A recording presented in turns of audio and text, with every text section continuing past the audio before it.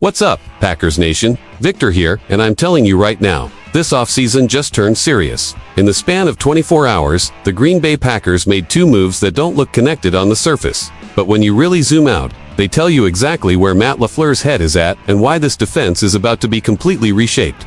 On one hand, you've got Green Bay lining up to interview a big name for defensive coordinator the second the AFC Championship game ends. On the other hand, the Packers just cut a former Pro Bowl corner after barely seeing the field. That's not random. That's a message. This tells me the Packers aren't just patching holes anymore. They're starting over with a vision, a new defensive identity, new leadership, and very possibly a new way of building this secondary from the ground up. And as a fan, I've got strong feelings about both of these moves. Some excitement, some concern, and one big question that could define the 2026 season. Because if this respected coach really is in play, and if this elite player move is the first domino to fall, then what comes next might surprise a lot of people around the league. We're gonna break it all down, what it means, why it matters, and what the Packers might be planning behind the scenes. But before we dive in, do me a huge favor. Smash that like button, subscribe to the channel, and help us push toward our goal of 2,000 subscribers. If you live and breathe Green Bay football, like I do, this is the place for you. Alright, let's talk about what's really going on in Green Bay. Alright, Packers fans, take a breath, because this first story is a big one. And I mean culture-shifting, identity-defining. Big when I saw this report that the Green Bay Packers are expected to request an interview with Jim Leonhard for defensive coordinator after the AFC Championship game. My first reaction was simple. Oh, Matt LaFleur is dead serious about fixing this defense. And that's what we're diving into right now. Immediate fan reaction, this would be huge. Let me just say this up front, and I want you to really sit with it. Jim Leonhard is not just another coordinator candidate. He's not a name you throw out to satisfy the Rooney Rule or to say you did your due diligence. If this interview happens, and all signs say the Packers want it to happen, this is a statement move. This is Matt LaFleur saying, I've got my extension. I've got my quarterback. Now I'm fixing the side of the ball that's been holding us back for years. And as a fan, that hits differently. Let's break down what actually happened. So here's the situation, nice and clean. Jeff Hafley leaves Green Bay to become the head coach of the Miami Dolphins, which means the Packers suddenly have a massive hole at defensive coordinator heading into 2026. Now remember, LaFleur just signed a multi-year extension. His job is secure. This isn't about survival. This is about legacy. The Packers have already been linked to names like Christian Parker, Durante Jones, Jonathan Gannon. Solid coaches, respectable resumes. But then comes the name that makes Wisconsin fans sit up straight. Jim Leonhard. According to insider Jason Wild, the Packers want to interview him, they just can't yet because of NFL rules. Leonhard is currently with the Denver Broncos and can't talk until after the AFC Championship game. Mark Tauscher even clarified the timeline. Monday, after the AFC title game, the door opens. So no, this isn't official yet, but it's not random speculation either. This is smoke. And Packers fans know what smoke usually means. The history, why this name matters so much now. Here's where it gets interesting and emotional. This is not the first time Jim Leonhard and the Packers have crossed paths. Back in 2021, Leonhard interviewed for the Packers defensive coordinator job, and he turned it down. Why? Because he believed and was basically told that he was next in line to be Wisconsin Badgers head coach. That job never came. Instead, Wisconsin hired Luke Fickell, and Leonhard walked away. So, for a while, fans thought, yeah, that bridge is burned. Too awkward, too much history. Jason Wild even admitted he thought that door was closed. But then he said something that stuck with me. Matt LaFleur does not hold grudges. And that tells you everything you need to know about why this is even possible now. Why Jim Leonhard makes football sense now. Let's get into the X's and O's, because this isn't nostalgia hiring. Jim Leonhard is one of the best defensive minds in football. Period. At Wisconsin, consistently top 10 defenses elite against the pass, disciplined. Assignment sound football player development through the roof, and now in Denver. Assistant head coach, defensive passing game coordinator, working directly on modern NFL coverage concepts. This matters because Green Bay's biggest issues lately haven't been effort. It's been communication breakdowns, soft zone spacing, missed assignments on third down, getting cooked by motion, and misdirection. Leonhard specializes in eliminating exactly that stuff. Why the defense needs a reset. Let's be real with each other. Packers fans, this defense has had first-round picks, big contracts, athletic freaks, and yet, when the moment gets big, they bend, they break, they disappear. We've watched third and longs turn into conversions. Backup QBs look comfortable, playoff games slip away because the defense couldn't get one stop. A new coordinator isn't just a scheme change, it's a culture reset. Leonhard brings accountability, clarity, aggression without recklessness. That's what this group has been missing. Short-term impact, if this happens, if Leonhard becomes DC, here's what changes immediately. Simplified communication, no more guys looking confused. More disguise, less guessing. Offenses won't know what's coming, but defenders will.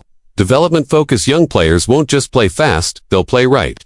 That's huge for a roster that's still young on defense. Long-term implications, this is bigger than 2026. Now zoom out. If Leonhard succeeds in Green Bay, he instantly becomes a future head coaching candidate. A stabilizing force for years, a reason free agents might actually want to come here, and that matters in a league where coaching continuity wins championships. This isn't a one-year patch. This is a program-defining hire, addressing the concerns, because I know you're thinking it. Some fans will say, but he hasn't been an NFL DC yet. True. Others will say, college success doesn't always translate. Fair. But here's my counter. Leonhard has already transitioned into the NFL system. He's learning under experienced staffs. And unlike a lot of college guys, he adapts. I'd rather gamble on intelligence, discipline, and adaptability than recycle the same old NFL names. If I were running the team, if I'm Matt LaFleur, I don't just interview Jim Leonhard, I sell him on Green Bay. I tell him, you control the defense. This is your unit, fix it your way. Because if you're going to take this swing all the way. So Packers fans, I'll leave you with this. If this interview happens, and if it turns into something more, it tells us everything about where Matt LaFleur wants to take this team next. And trust me, what I'm about to talk about next, it connects directly to the future of this defense, and it might surprise a lot of people. You're not going to want to miss it. All right, now let's go exactly where that last segment was pointing us, because this second story isn't random. It's not coincidence, and it sure as hell isn't just a footnote roster move. This is part 2 of the same conversation about the future of the Green Bay Packers defense. Initial reaction. Well, that didn't take long. So the news drops. The Green Bay Packers have released former Pro Bowl cornerback Trevon Diggs. And I'll be honest with you, my first reaction wasn't shock. It was, yep, that tracks. Because once you really look at what happened, how little he played, and where this team is headed, this move tells us a lot more than it seems on the surface. Let's break down the facts first. Here's what actually happened.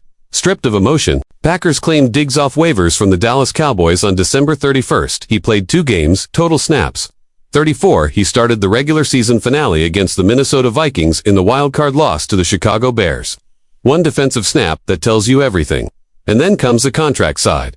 Diggs signed a 5-year, $97 million deal back in 2023, but there was no guaranteed money left. His 2026 base salary would have been $14.5 million. Packers cut him with 0 cap penalty. Total cost to Green Bay, about $500,000. This was always a temporary experiment. Why this matters more than the snaps played. Now some fans are gonna say, Victor, who cares? He barely played. And I get that, but that's exactly why this matters.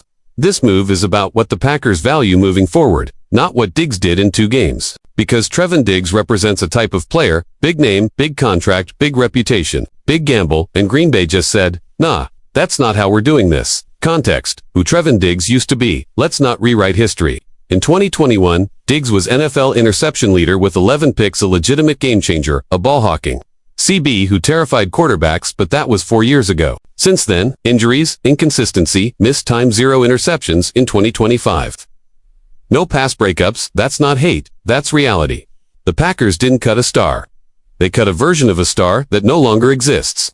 Why this connects directly to the Jim Leonhard news. Now this is where the light bulb should go on. In the first segment, we talked about Matt LaFleur wanting to interview Jim Leonhard. What kind of defensive coach is Leonhard? Disciplined, detail-oriented, scheme-driven, assignment-first communication. Heavy. Now, ask yourself honestly, does Trevon Diggs fit that profile? Leonhard defenses are not built around freelancing guessing routes. Gambling for picks. They're built around trust structure. Everyone doing their job, so when the Packers move on from Diggs before the DC hire is even finalized.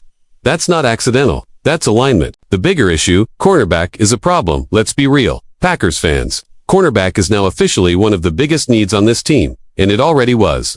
We've seen injuries pile up, inconsistency week to week, young guys flashing but not finishing. The Diggs experiment told us something important. The Packers are not trying to patch this with aging names anymore. They're looking for developmental fits, scheme fits, long-term answers. That screams draft investment, targeted free agency, coaching-driven improvement. What this says about the front office, this move tells me the front office is being ruthless in a good way. No sunk cost fallacy. No let's see if it works. No fear of headlines. They evaluated Diggs and said, this doesn't fit where we're going.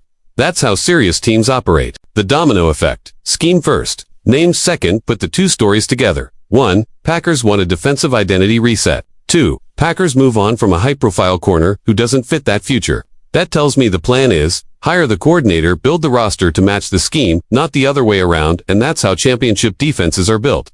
My honest fan take, as a fan, this move doesn't upset me. It reassures me. Because for years, we've complained. Why does this defense feel disjointed? Why do guys look lost? Why doesn't talent translate?